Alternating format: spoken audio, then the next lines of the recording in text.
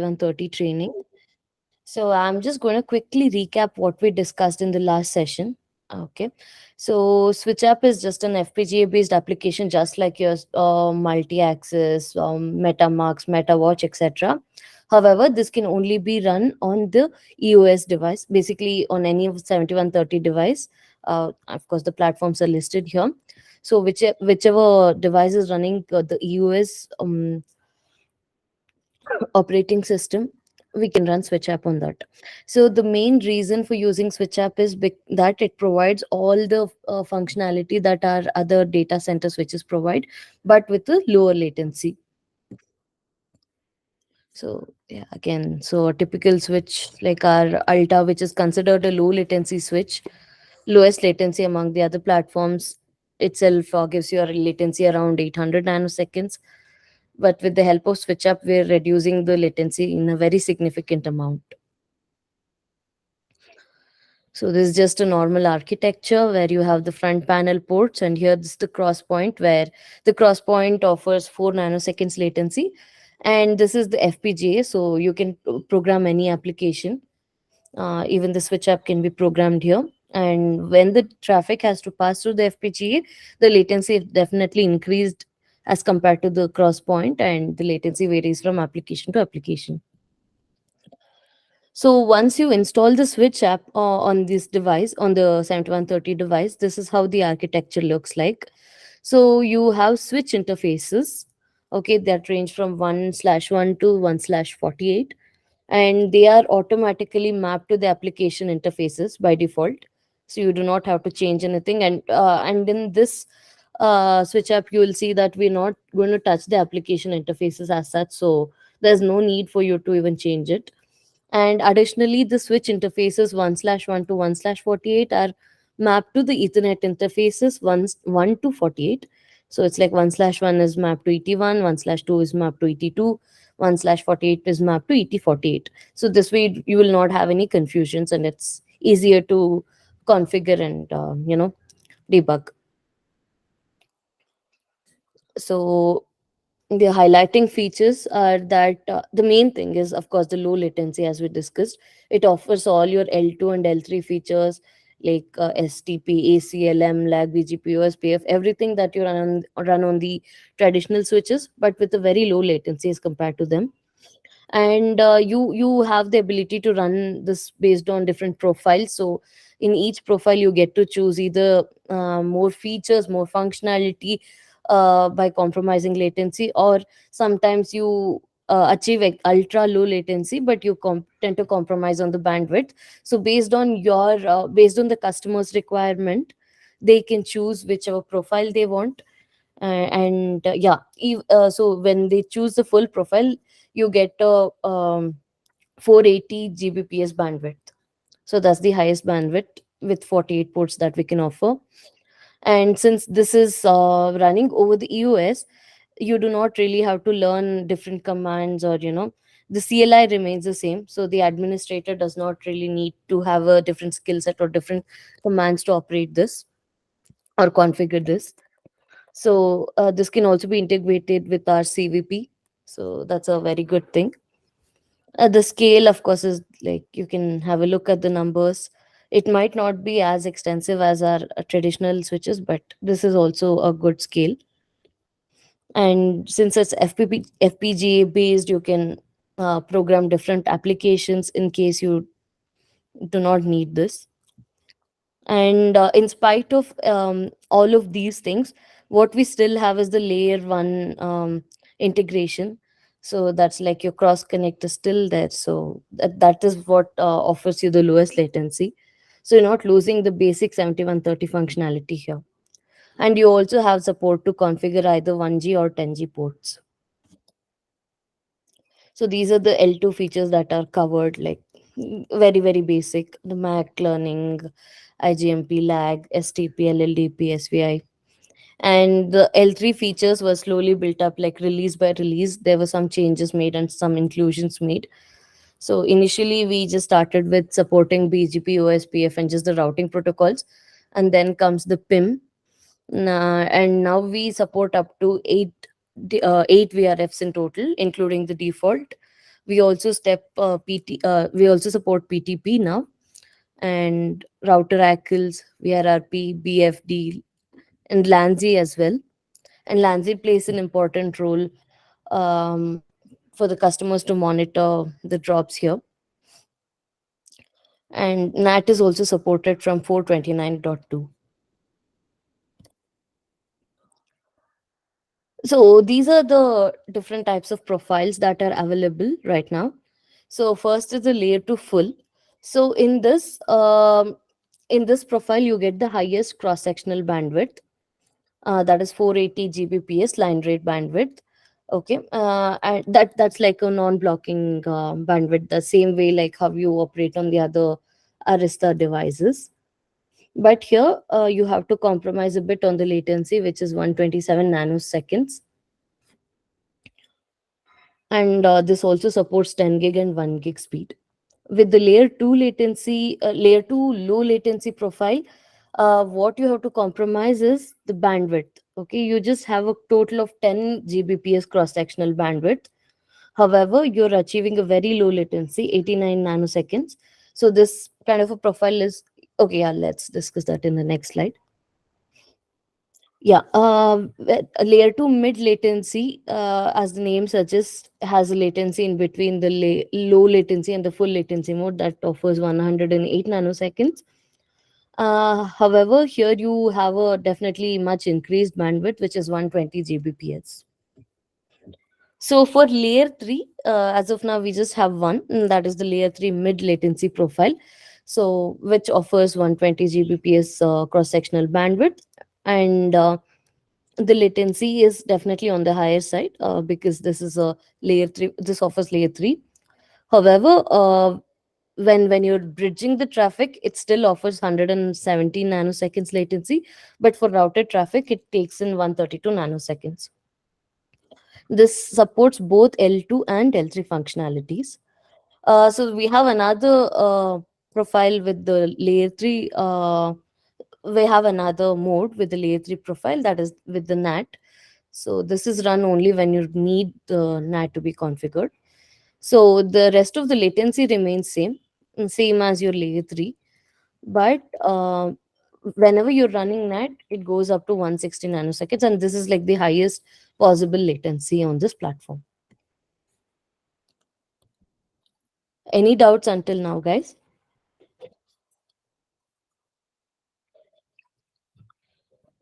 Okay.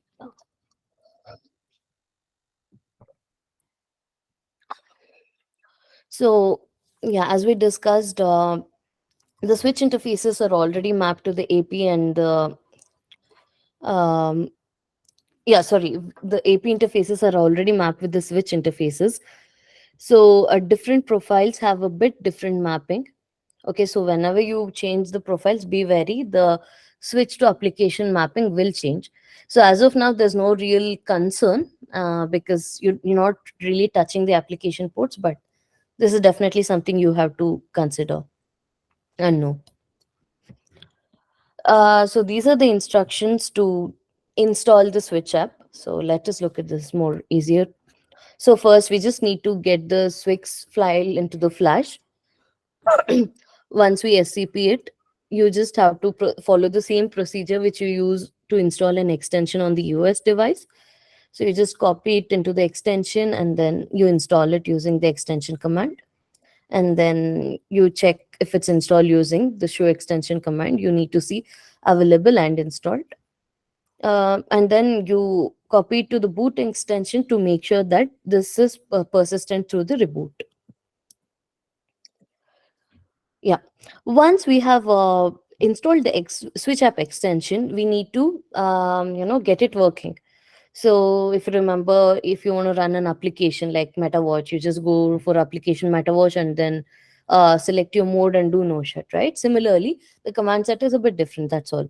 So you just enter the switch profile, and once you enter the switch mode, you need to choose the profile. We just discussed all the profiles, right? You can choose the suitable one. So this is how the command is: profile layer to full, whichever. This is the profile, and then the port layout as of now is definitely only 48 cross 10 gig. Perhaps we have future support. But as of now, it's just one profile that's available, so which you have to choose. And once you choose that, the no shut, right? Instead of no shut, we've replaced it with the command called no disabled. So once you do this, you just wait for a while, and then you to in order to confirm if it is programmed properly, this is your command, show FPGA switch. So it will show you the switch ID. I mean, here it makes no sense to see it as one, but you will see a difference in the multi FPGA platforms. So you're seeing what application is running, and under that application, what profile is running, and the ports. Right now, it's just this. Okay, yeah. So this is just a example of how the mapping looks. So if you do show L1 source, you see Ethernet 1 is mapped to switch interface 1/1. That is also mapped to application 1/1. So the same way it goes on, and the other way around is also shown. So the switch interface 1/1 mapped to 1/1 is mapped to Ethernet 1.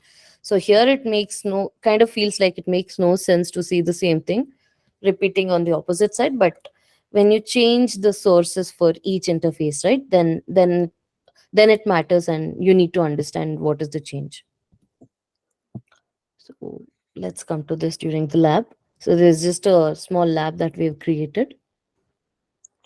Okay, so if you look at this, based on these mappings, what do you see? Ethernet 1 is mapped to switch 1/1. When we say that, it's a bi-directional match. So whatever comes into Ethernet 1 goes into switch 1/1, whatever comes out of switch 1/1 goes into Ethernet 1.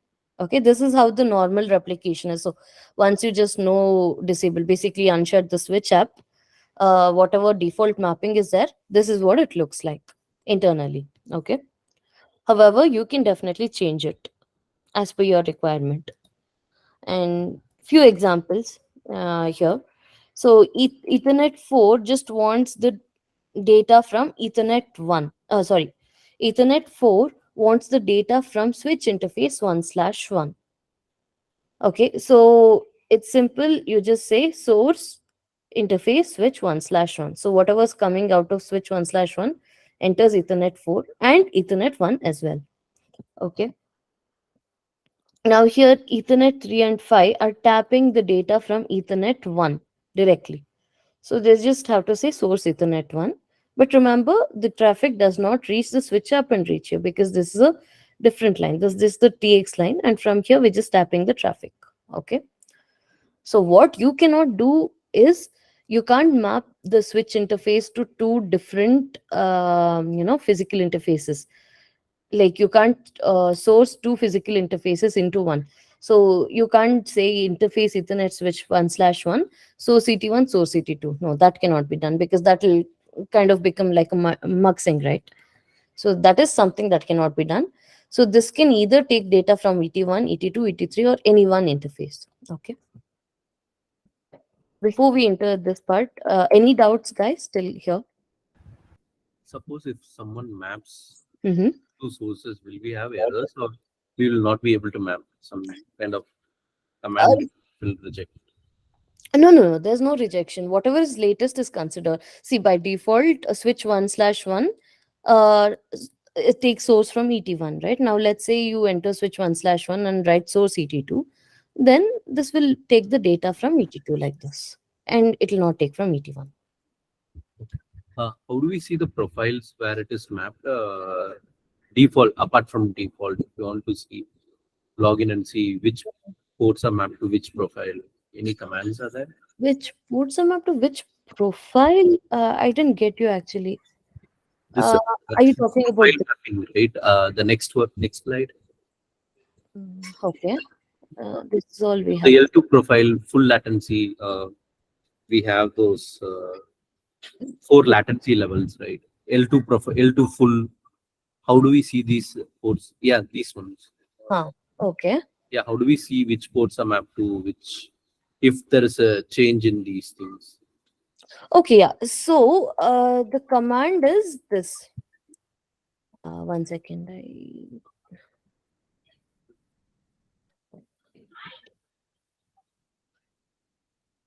See, source to application interfaces. Okay, never mind. You can just run this command. You have to show L1 source and show L1 destination. You will see the difference. Right now, both will show the same output. In case you make changes, you will see the difference. We'll do that in lab so that it's clear for you. So when you just do this, right, you can see what is which Ethernet interface it's mapped to and which application interface it's mapped to. Okay, and then we need to see the slide. I mean, like gives a reference slide for which ports are in layer 2 full or something like that. No, no, no. So actually, this okay, okay, I got your confusion. So the profiles, right? It's not specific to interface or something.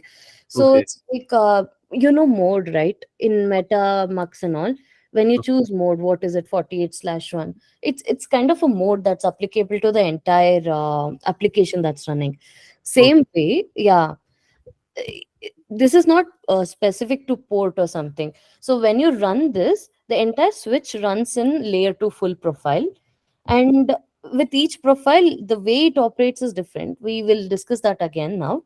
How do we see which profile the device is in? The profile you can see using show FPGA switch, so Okay. it's under So this profile. switch. Okay. Yeah, so that's how you see it. We'll discuss in the future slides to see how different profile varies, so it might be more clear. But other than that, if you have any doubts, please let me know. Yeah, that's fine. All right. And guys, if I'm going at a very fast pace, please let me know. I'm not sure. It's a completely new thing, right? So, yeah, just let me know if I'm being too fast or something. Okay. Anyone else has any doubts?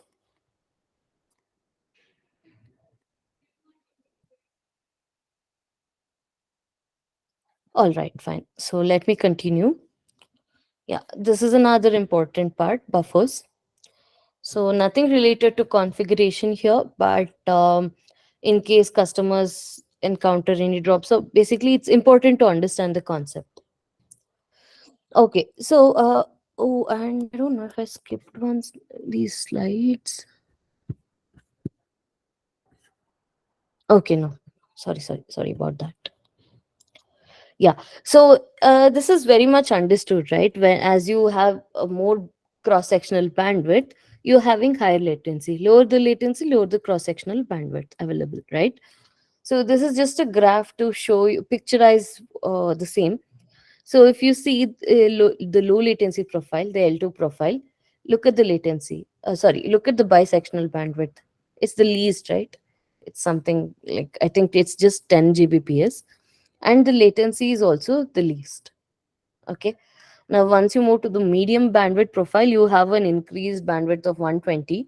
However, the latency is also increased compared to this low latency. Now, layer 3 profile also runs on mid latency structure. However, you have increased latency compared to the medium bandwidth, right? That's because it's a layer 3 profile. It's doing something more. So that's why you have a higher latency, although both of them are mid profiles. Yeah, and this is the full bandwidth layer 2 profile that offers you a big 480 Gbps of cross sectional bandwidth, and also of course it shows you the highest latency here. Yeah, and now it's very important to understand the concept of cross sectional bandwidth. So to simply tell you, it's just the amount of input that the device is going to get. So what you do is you just have to divide this pipeline into two parts. Okay, and whatever is coming on the ingress, right, only that is considered for your bandwidth. The I really don't understand completely why it's just this and not the egress, and the reason could be because this is the only amount of information that you're buffering here, and that is the only thing that's causing you latency, right? So what the amount of data coming in is equal to your cross sectional bandwidth. Okay. Here you, let's say it's 40 gig in and 40 gig out. Here, since 40 gig is coming in, the cross sectional bandwidth is 40 gig. Now let's say you have a exchange sending multicast feed that is just 10 gig. Okay, but that's being replicated to three interfaces. However, do not get confused, because cross sectional bandwidth, as I said, we count only the ingress traffic that's coming in. So here the bandwidth is 10 gig, not 30 gig, right? Okay. So these are more examples to make you understand what it is. Host one, there are two hosts sending in 2G plus 1G. So the total cross sectional bandwidth is 3G here. Now, if you see, if there's one host 4 which is sending a traffic back, 1 gig traffic back. So the total cross sectional bandwidth is 4. All right. Okay. So, yeah, this we had discussed it last time, but since it's very important and there were some changes to it, I'm doing it again. So, so this is the full bandwidth profile. Okay. So this is, right, it's the highest latency, but of course it offers you 480 bisectional bandwidth, 480 gigs. So what it means is 480 gigs of traffic can come in and go out simultaneously. So it's just the line rate traffic. Okay. So we do not really expect to see any congestion or drops here unless there's some fan in situation where multiple ingress ports are trying to send data out of one egress port. So this is something very similar to our other switches, right? Data center switches that we work on. So this is just a non-blocking architecture. But there are subtle differences here. So on this, you have three buffers: ingress, core, and egress. So the ingress is just used for serialization, not of much more significance. The egress, of course, that is also for the egress. It's just to store the data just before transmitting it out. The main part here is the core memory, which is a big huge memory that's there for each pipeline. Now you have to understand what pipeline is. So four ingress ports, okay, are mapped to one pipeline. Okay, so let's say switch one. So from now on, just get this thing in mind. We'll keep talking everything in terms of switch interface. Okay, switch interface 1/1, 1/2, like that. We're not going to use Ethernet interfaces anymore. Okay, yeah. So switch interface 1, 2, 3, and 4 will be mapped to pipeline 0. Okay, first four interfaces are mapped to one pipeline, and the next four interfaces will be mapped to another pipeline, and so on. All the 48 interfaces will be mapped to uh, one pipeline by 4, like so 48 by 4, there'll be 12 pipelines in total. Okay. Now the way we transmit data is, let's say it's just 480 gbps in and out to different ports. Then there's no need to buffer. So these core memories, what you have, you're not buffering any single packet. But when there is fan in, we need to make use of these buffers. Okay. Now coming to what's there inside a pipeline. So inside a pipeline, you have core memory blocks, okay, each of 64 GB. That is where you store the data, and you have a control plane block which is also 64 GB. Okay. Now Is it KB or GB? KB. It's just KB. Mhm. Yeah. Okay. So now let's say data comes into the switch interface 1/1, and it needs to go out of it interface 48, switch 1/48. Okay. Now how does it store? So this is a small confusion that we had in the last session, which I again cleared with the devs, and this is the expanded diagram. Okay. So this block that you see, the pipeline 0 block, that is the only pipeline that I've still drawn here. Okay, that's the sorry, this is pipeline 0, my bad. So now you see you have four interfaces, switch 1/1 to 1/4, and you have all the Ethernet interfaces here, just to show you how it is. Okay, now it's not, the number of core blocks in one pipeline is not one. There are 12 core blocks. Okay, don't get confused with the pipeline and the core blocks. There are 12 pipelines. Each pipeline maps four ingress interfaces. Okay. Uh, yeah. And within each pipeline, this is how it looks. Okay. And within each pipeline, what we actually have is 12 different core blocks. Okay. So these four interfaces, ingress interfaces, are mapped to all the four core blocks, all the 12 core blocks. Okay. Now, what's difference is core block A, if you look at it, the first core block is mapped to four egress interfaces: one, two, three, four. Core block B is mapped to the next four. Core block C will be mapped to the next four, and the last core block L, which is the 12th core block, will be mapped to switch 1 slash 45, 46, 47, and 48. All right. Now we had a question saying, let's say traffic comes on switch 1 slash 1 and it has to go out of switch 1 slash 48. Okay. Now looking at the diagram, can one of you answer? Where would we store the data traffic in case we need to buffer?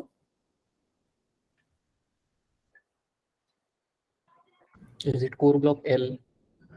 Precisely, yes. So, if you know the VOQ architecture, each ingress interface has a reserved memory for each of the egress interface, right? It's very similar to that. It's just that we operate in terms of four interfaces. Okay, so you're right. So whatever traffic has to go to Ethernet 41 slash 48 or anyone in this, any one of these four will be storing the data in core block L. And if the data switch, if the data has to go to, let's say, switch 1 slash 7, then we'll be storing it in core block B. All right. This is very important. Is everyone clear with this, guys?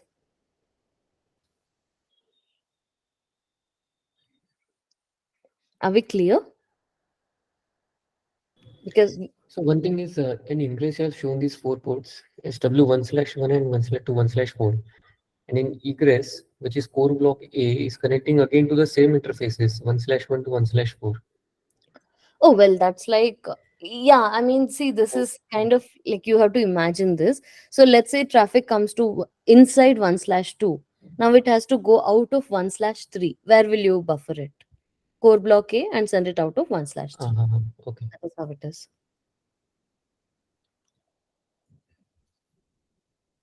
So this is some confusion we had last time, which I got clarified because it was not clear in any of the documents. So please let me know if you have any confusions, guys. Otherwise, we'll move on.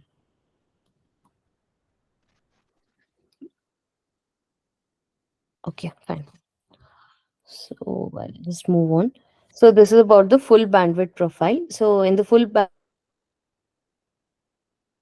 support to run 1G as well. Okay. So now comes the mid bandwidth profile. Here, the buffering architecture is very simple. You just have ingress buffer, which is 16 KB, and egress buffer, which is 4 KB. In case you convert an interface into 1 gig instead of 10 gig, you get an additional 32 KB. So this is called as egress rate adapt memory. Okay, for support for 10G to 1 gig. Okay, so this is very simple. Whatever has to go on like this egress interface will be buffered on that egress interface mapped to it, and whichever ingress interface traffic lands on, it makes use of that ingress interface. But what's the difference here? If you see, all these four interfaces share only 10 gig of bandwidth. So what I'm trying to say is, in your earlier profile, each interface had a capability of sending 10 gigs of traffic.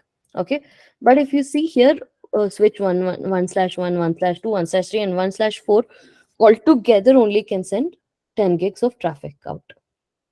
All right. So this is what makes the whole difference. And four ports are mapped to one pipeline. Okay, since there are 48 ports, you have 12 different pipelines. All right. So this is the main thing that you need to understand, and this is why we call it as 120 gig bisectional bandwidth, because you have 12 such pipelines which offer you 10 gigs of cross sectional bandwidth. Okay. Yep. And here as well, you have the 10G to 1G rate adaptive memory support.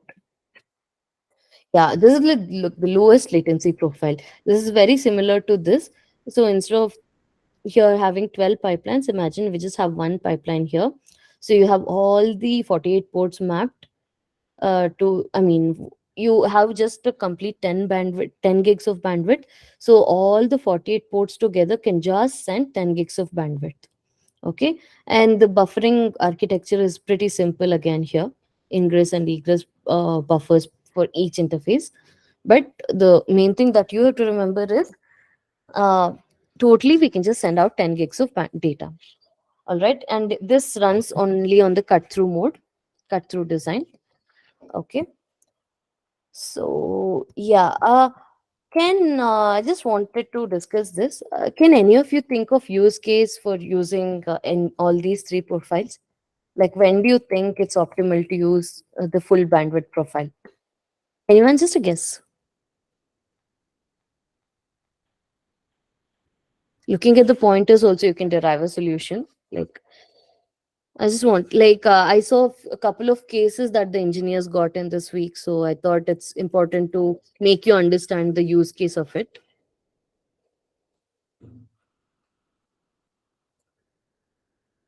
Anyone? If you need more throughput, in that case, you need this 480 gig.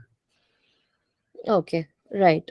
Correct. Yeah. So when you have a lot of hosts and all of the hosts have to send out a lot of data, like 10 gigs of data at least, and at the same time you're ready to compromise on the latency, you can make use of full bandwidth profile. Yeah. And can you think of this mid bandwidth profile? So you have 12 such pipelines. You have 12 such pipelines and 10 gigs of input for 4 ports each. Can you think of when you can use this?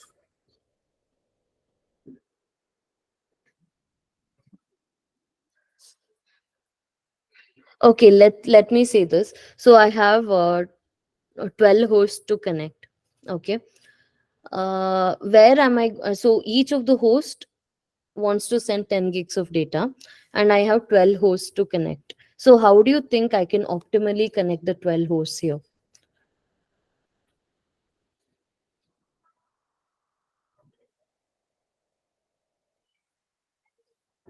Anyone? It'll be Mid switch bandwidth. ports 1, 4, 8, and so forth. Increments of 4. Sorry, I didn't get you. 1 4. 1, 4, 8, 12, 16. You mean 1 for pipeline? Right. Try to spread the use ports across all the pipelines. Right. Right. Yeah, that's right. So if you have 12 hosts here, now you see we have 12 different pipelines, right? Pipeline 0 to pipeline 11. So now let's say I connect 4 hosts in this pipeline 0, which want to send out 40 gigs of data, but they'll compete with just sending out 10 gigs, because at a time we can only send out 10 gigs of data. I mean, send in actually 10 gigs of data. But on the other hand, if I place all of these ports on different pipelines, so let's say I place here on switch 1/1, now I have to place here on switch 1/5. Next, I have to place it on what 1/9. Okay, that way, if I place it apart, then each of the host can utilize the whole 10 gig data, because I'm assuming on the rest of the three interfaces, there's nothing, there's no host present. So the host which has to pump out 10 gigs of data can get a complete bandwidth. So the next host which also has to pump out 10 gigs of data can get a complete bandwidth. Right? That way, 12 hosts are getting 120 gig non-blocking architecture. Right? So mid bandwidth profile is something which is used when there are limited number of hosts. Okay, so when you have limited number of hosts, you can kind of use this ideology to limit your latency as compared to the full bandwidth profile. Okay, any doubts, guys?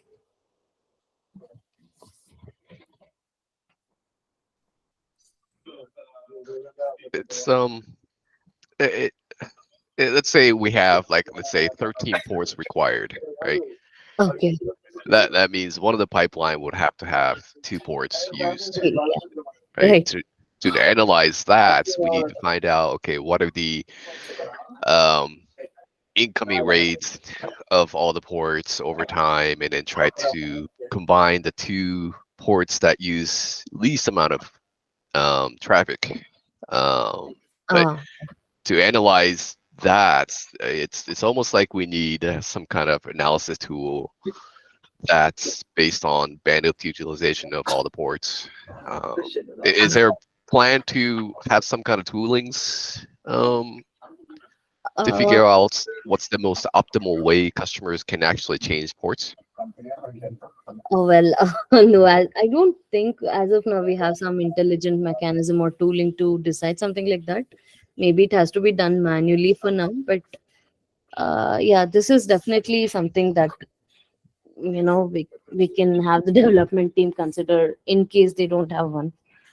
Yeah, like any buffer drops issues, we have to actually think about this, right?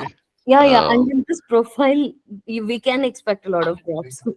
right, right. Okay, something, it'll be nice to discuss in future. Definitely, yeah. That's a very good pointer.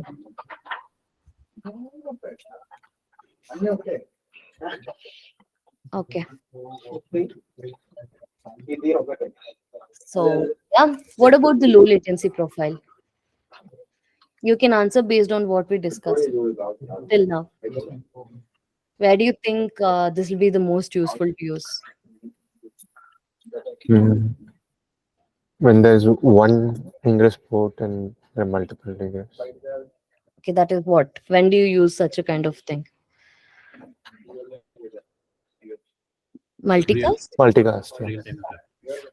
Multicast or bum traffic, but yeah, bum is not like, yeah, you don't consider it anything traffic as such. So yeah, so when you have multicast, so this is when you ideally need to use this profile, because otherwise I mean, having total of 10 gig bandwidth is not suitable for any other type of unicast traffic that needs to run. Okay, so I'll just run through this like quickly because we already discussed it. So every profile has different types of buffer architecture, you see, ingress egress, and only the full bandwidth profile has the core memory. So the ingress is mainly just responsible for the serialization, and what you need to remember is, if you see drops on the ingress, it does not mean that the drops were there on the ingress. Rather, it was like a pushback that it received from the any of the other memory blocks. So again, this is the full bandwidth profile. So the ingress has a fixed role here. Nothing much to discuss for us. So the core memory, you understood how we buffer the packets, right? For how we buffer it for each egress interface. Okay. So what you have to mainly remember is that if the entire core memory utilization is greater than 75%, then each egress port gets just a maximum of 25% of total memory. However, if it's less than 62.5%, then there's no real restriction. Okay. And if packets are dropped here, then it's definitely going to affect all of the other ingress interfaces, because if any of the if the core memory block gets full, then even if it's due to just one single interface which is trying to pump high amount of data, then the rest of the interfaces get affected. Okay, so drops on core memory buffer will cause impact to rest of all the interfaces. Okay, but if it's just one egress interface, which is and one more thing, if the complete core memory is just exhausted, then no egress port will be able to see packets properly. There'll be drops. But if just one egress port exceeds its threshold, okay, so right, when the total memory becomes 75, greater than 75%, there are restriction that how much of an each egress port can use. So if one that particular egress port is trying to cross the limit, then only that queue gets affected, and the rest of the interfaces look good. There's no problem with that. Okay, so the mid bandwidth profile, you just have the ingress and the egress buffers. The ingress, again, just repeating, is just used for serialization, and just for the L1 buffering there. But if you see drops here, it means that there was a back pressure from the egress port. Okay, so here, if the egress pipelines, if the egress interfaces are not able to send out the data, then they try to push back the over to the ingress ports. But the one thing that's really bad here is that, let's say one egress port gets congested, then it's trying to push back data. Okay, now it will push back per pipeline. Okay, it's not that if this egress interface is full, then this ingress interface can pump out data successfully. No, it's not like that. So even if any of one of the egress interfaces is congested, okay, then all of the four ingress interfaces on that pipeline will be affected. So this is something which is very important to remember. And the low latency architecture, you know how it is. There's the ingress and the egress buffers. Now again, if you're seeing what do you say, drops or congestion on the ingress, that's against the same thing, pushback from the egress. So again, the same thing, it's just the same very thing as mid bandwidth profile, just that the mappings are big. Okay. So is there any kind of like a grant mechanism by which the ingress comes to know the egress is congested or not, or how Uh, does I how does I'm not push? I'm not exactly sure about that, but when I discussed with the developers about why the rest of the ingress interfaces are affected, it's kind of an internal working where the pipeline itself gets blocked. So my question was, if let's say one egress is congested and the ingress was switch 1/1. Okay, one egress is congested. So let me drop the traffic for that. Now, if switch 1/3 wants to pump data out of some other interface, then that should not be affected, was my question. However, that is not true. It kind of blocks the entire pipeline, the bandwidth itself. So that is the explanation that I got. How exactly, they were not able to explain the content, but that is how it works. Okay.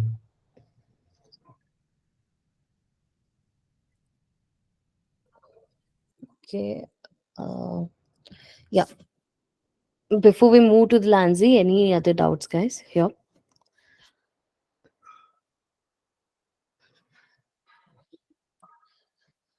Okay, I'm moving on. Yeah, so Lanzi is something which is very, very familiar to us because we run it on the EOS. So the way so on EOS, if you remember, we measure the data packets in terms of segment.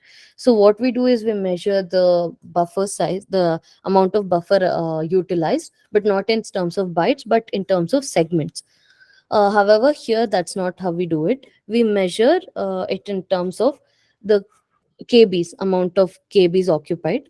Okay, so you see, so for whenever you run different profiles, the thresholds, the high and low thresholds change. Okay, and as of now, we do not have custom configurable thresholds for Lanzi. You have to use the default ones.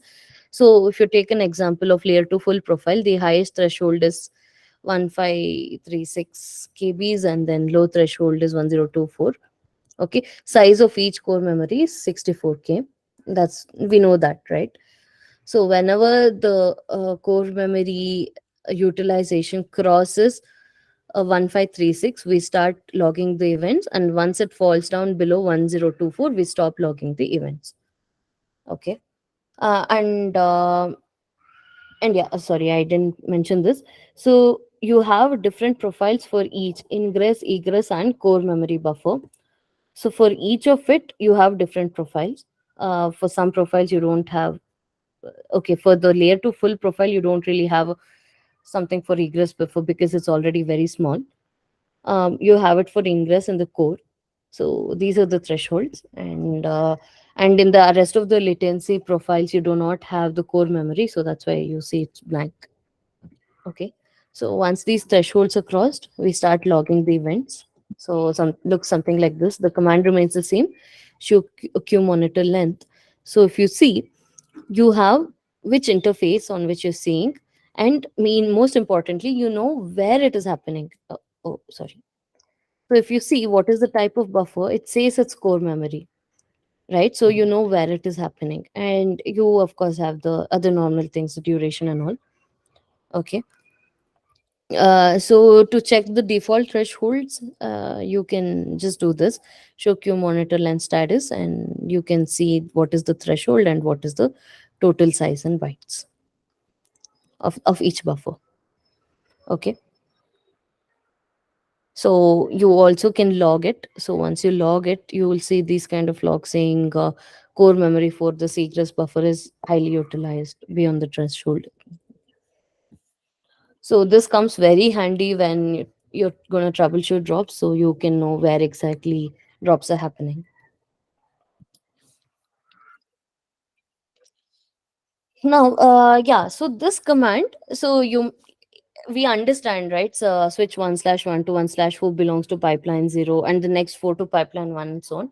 But when you troubleshooting something, it's not easy for us to calculate, right? Into 4 and into 4. So you just use this command show FPGA switch mapping. So for each of the switch interfaces, you have which pipeline it's mapped to. Okay. So sometimes it is important to understand. It is definitely important to understand which pipeline each switch port is mapped to, right? So this command comes handy for that. Yeah, this is very important, guys. So this is called show FPGA switch counters. So if you see, the counters here are all per pipeline, pipeline 0 to pipeline 10, pipeline 11, etc. And for each pipeline, they're showing you what are the drops that you see, be it CPU drops or to give you an example, these are like show platform drops, output on Trident or different platforms. So it's very similar to the platform counters. Okay. So whenever you think you're seeing some drops, like in control plane packet or anything apart from the Q drops, right? So this is the command that you hit. And if you see any count, then you know where you're dropping. And the names are pretty readable, so it's easy to understand and it's self-explanatory pretty much. Yeah, does have limitations as of now. Okay, so Lanzi alerts, they don't differentiate between the 1 gig and the 10 gig egress profiles, the rate adaptive memory that we spoke about. So this will definitely kind of give false alerts at times. So you need to be wary of that. So you need to check if you're seeing alerts, then you need to check what speed the customer is running. Okay. And there are no switch interface filters that we support as of now. And okay,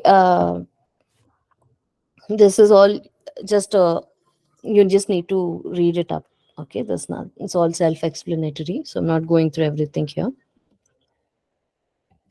Now, one question on Sure. the limitations. Second bullet, switch interface filters. Does that mean the show command does not show like ingress and egress buffer utilization per interfaces, or does it mean that there's Uh, no CLI option to no, say I wanna? yeah, there's no CLI option to say show me for this particular switch 1/1. I can't say show monitor length switch 1/10. I see. But this example I'll put here, yeah, Okay. we're not showing stats per interface basis, right? No, the one below, like the This is not the status. This is the Lanzi output that you need to see for congestion. This just to monitor this just for you to know the thresholds. oh, okay. Yeah. Okay. So for each type of memory ingress, egress, and core, you have different threshold set, right? So this is for us to see that. Okay. Okay. Is there a show command to say like what are the buffer utilizations right now for all the buffers involved? No, I don't think we have something like that. Okay. Yeah, I think even on the US device, we have something like that for Trident where you can dynamically see how much buffer you utilize, but here we do not have anything like that. Okay. Got it. Thanks. No problem. Okay. Uh, Fine. Any other doubts, guys? Okay, I'll be moving on then. So, right, SwitchUp has all the layer 2 and layer 3 functionality. So, Mac Learning and ARP is definitely not a surprise, right? Uh, so, what we need to remember here is it's all very much the same like how our other EOS devices work. Okay, there's no difference in the way we do it.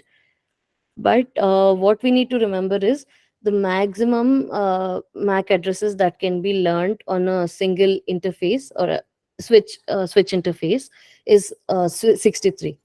Okay, once you cross the 63 number, then you will see a message like this: unable to program dynamic host entry for this, because due to hardware exhaustion. Okay. And R actually has a bigger number than the MAC addresses, the number of MAC addresses that can be programmed per interface. However, you know, right, if you don't learn the MAC address associated with that R, then it's as good as saying not learned. So that's why even R gets limited to 64 entries per interface. So once that exceeds, again, you're going to get a message like this.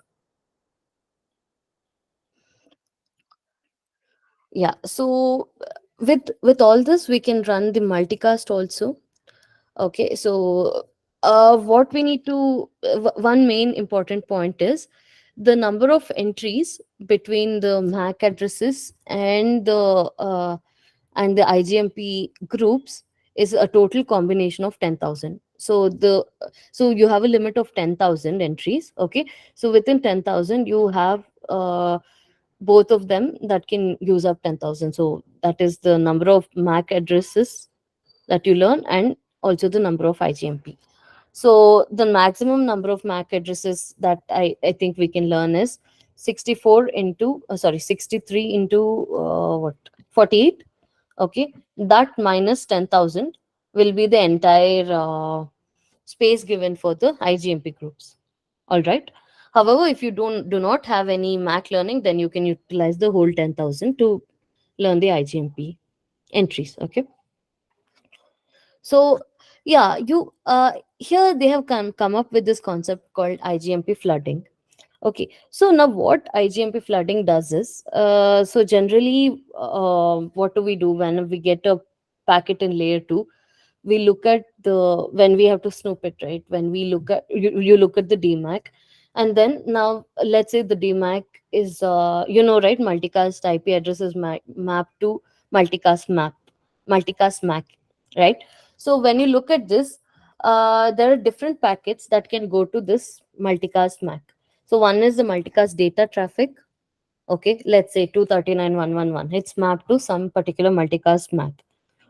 And also, let's say if you have IGMP v1, which is almost obsolete, and v2 reports, right? They are also sent to a destination multicast IP. So if there's a report for 239.111, then the DMAC also will be translated to the same address as that of the multicast data traffic would be. So now if you want to differentiate, then you need to read the inner parameters. So the next most thing that you'll want to read is the protocol information, right? But as you keep reading the packets, the latency also keeps increasing. Okay, so what they have come up is with the feature called IGMP flooding. What you do is you just you just read the DMAX. Okay, you don't do any further inner lookup, and you then just forward the packets based on the IGMP snooping table that you have. Okay, and if there is no snooping entry present, then we just flood the packets across the VLAN. Okay, so what does this mean to us? Now, let's say multicast data traffic comes in. Okay, if there's no snooping entry, I'm going to flood it to all the interfaces in the VLAN. But if you have a confusion thinking this is as good as disabling IGMP, then it's not. Let me tell you why. Because if you have a snooping entry, then it will look at the snooping entry and it will send it out to all the hosts. So this is this is not causing us any harm, and this is just normal. But when it comes to IGMP v2 or v3 v3 will come to it later. When it comes to v2 reports, now when you don't look, ideally what you should be doing is you should just be sending it out of the mRouter ports. That is where your queries are present. However, here, since we do not really go ahead and read if it's a report or a multicast data packet, we just flood it based on the MAC. There is a good possibility that the original host which sent the report, even that can receive it. Okay, so there's a feature called as host suppression when in the v1 and v2. So if that is configured, then it will get affected. So that is why we always recommend to run IGMP v3, where the host suppression is not something that exists. So even if the host receive back the report, then there would be no problem.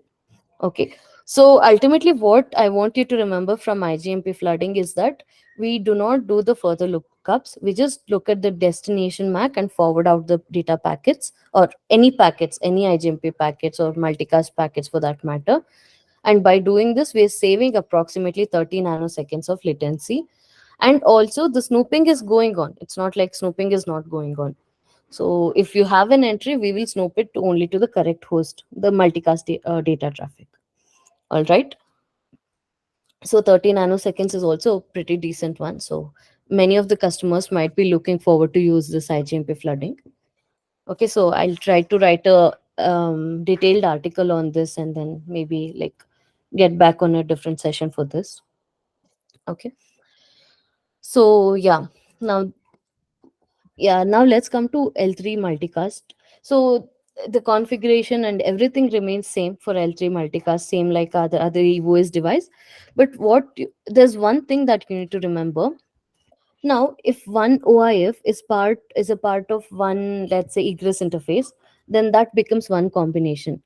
For example, there's one SG entry, and there's an OIL Ethernet 1. Okay. Now you have another SG entry where you have OIL 1 and 2. Now, since one is present in the second combination, this is considered as the second combination. Now, if there's another uh, group where SG, where your OIL is 1, 2, 3, for example, then this is considered as a third combination of Ethernet 1. So this is very important. You have to remember is that one particular interface can just be a part of 8 unique OIF set of combinations. Okay. So apparently some platforms in the EOS also has this kind of limitations, and here it's very prominent. So this point is something that you have to remember in case the customer has this OIF on the ninth SG, and if it's not working, then you can always refer back to this. Any doubts, guys? Sorry for running through because we're getting late. But yeah, please let me know if you have any doubts.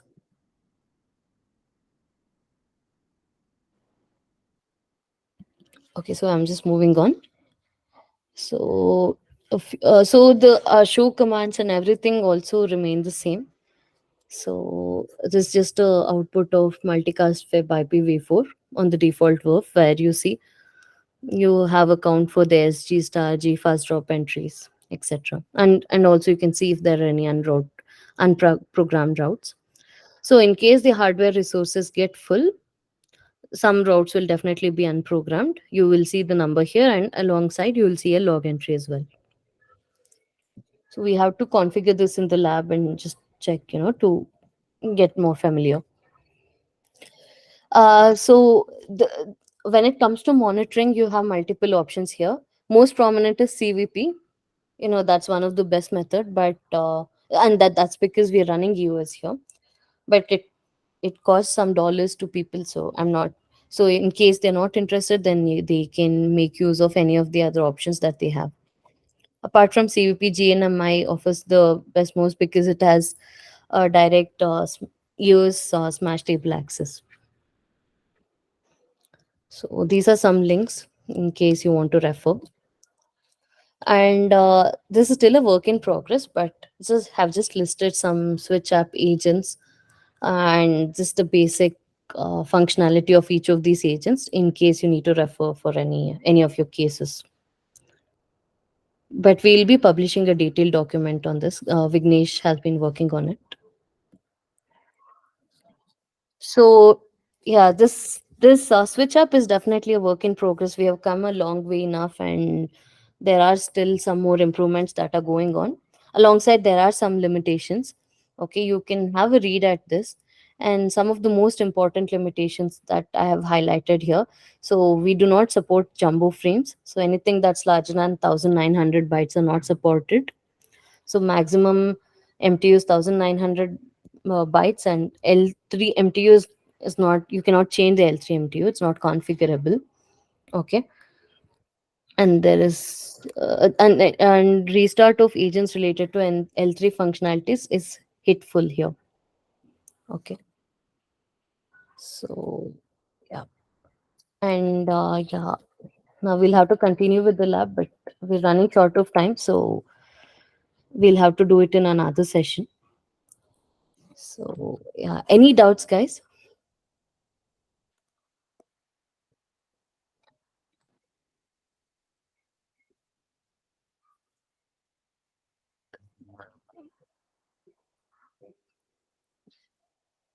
So, someone has a doubt?